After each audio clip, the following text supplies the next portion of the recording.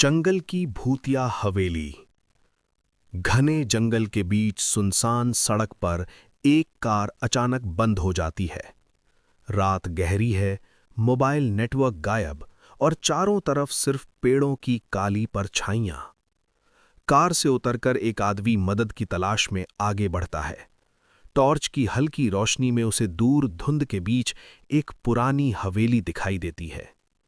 बेलों और काई से ढकी टूटी खिड़कियां, झुकी छत और जंग लगा फाटक जो हवा के बिना भी हिल रहा है।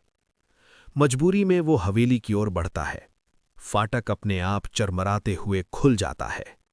अंदर कदम रखते ही हवेली का दरवाजा अपने आप बंद हो जाता है। हवेली के अंदर घुप अंधेरा, दीवारों पर जमी धूल, जाले और पुरानी तस्वीरें। जैसे ही टॉर्च की रोशनी तस्वीरों पर पड़ती है, तस्वीरों की आंखें चमकने लगती हैं। लंबे गलियारे में घसीटते कदमों की आहट गूंजती है। टिक टिक। सीढ़ियों के पास रखी पुरानी घड़ी जो सालों से बंद थी, अपने आप चलने लगती है। ऊपर की मंजिल पर एक बंद कमरा जिसके नीचे से हल्की रोशनी बाहर आने लगती है। फर्श पर धूल में पैरों के निशान उभरते हैं जो सीढ़ियों से नीचे उतरते हैं।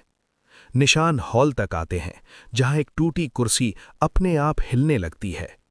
हवेली की सारी खिड़कियों में अचानक रोशनी जल उठती है, जैसे अंदर कोई दावत चल रही हो, पर अंदर कोई दिखाई नहीं देता।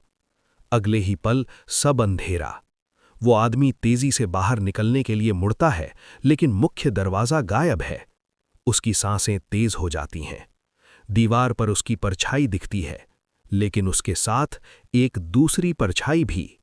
धीरे धीरे वो दूसरी परछाई उसके बिल्कुल पास आ जाती है और फिर अचानक दोनों परछाइयां एक हो जाती हैं।